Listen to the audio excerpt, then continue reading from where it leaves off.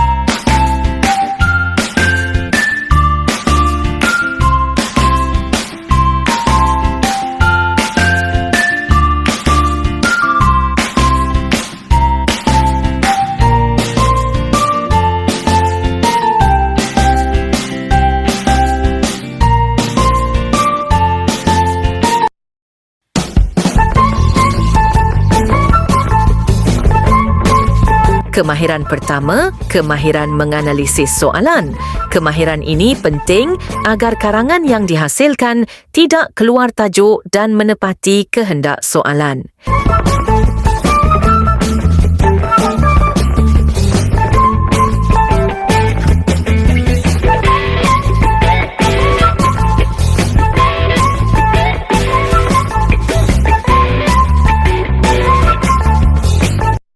Kita boleh menggunakan akronim TKF.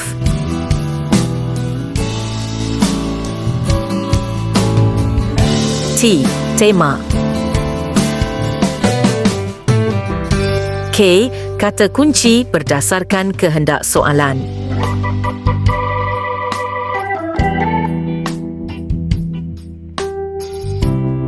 F. Format karangan.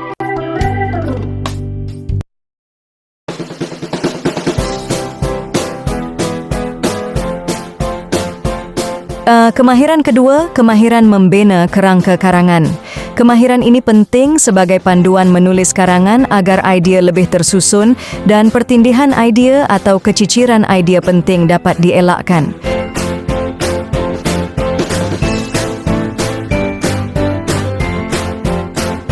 Bagi karangan pendahuluan, kita boleh menggunakan akronim T, K, iaitu T ayat tema, I, ayat isu yang disertakan dengan ayat huraian, contoh dan kesan.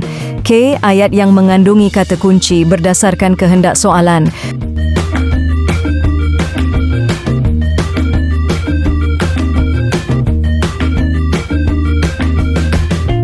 Untuk perenggan isi, kita boleh mencari idea kita sendiri atau dengan merujuk soalan yang diberikan.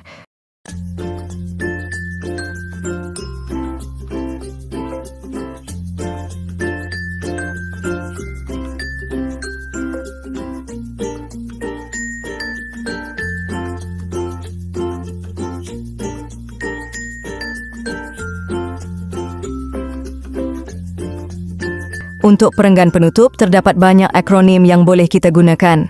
Antaranya ialah akronim KUKUH, iaitu K, ayat kesimpulan U, ayat cara atau cadangan umum Q, ayat cara atau cadangan khusus, dan H, ayat harapan. Kemahiran ketiga, kemahiran menulis perenggan pendahuluan.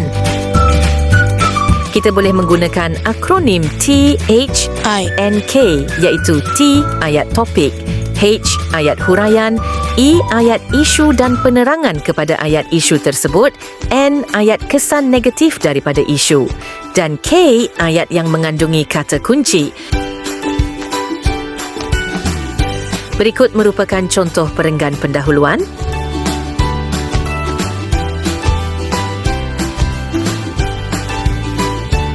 Kemahiran menulis perenggan isi. Kemahiran ini penting agar kita dapat menulis perenggan isi tanpa pengulangan idea. Kita boleh menggunakan akronim To Who Cho Cap. To, ayat topik. Ayat topik ialah idea utama yang menjawab kata kunci soalan. Who, ayat huraian. Ayat huraian ialah penjelasan kepada idea utama. Cho, ayat contoh. Ayat contoh ialah contoh kepada idea utama.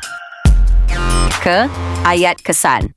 Ayat kesan ialah berfungsi sebagai penerang kepada kebaikan atau keburukan yang diperoleh dari isi utama P, ayat penegas. Ayat penegas ialah penegasan semula kepada idea utama. Berikut merupakan contoh perenggan isi.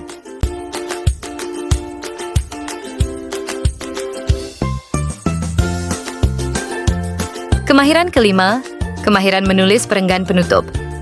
Kemahiran ini penting agar kita dapat menulis perenggan penutup yang lengkap dan menepati tema. Elemen-elemen yang diperlukan dalam perenggan penutup boleh diringkaskan kepada akronim KUKUH, Iaitu K, ayat kesimpulan U, ayat cara atau cadangan umum Q, ayat cara atau cadangan khusus, dan H, ayat harapan. merupakan contoh perenggan penutup.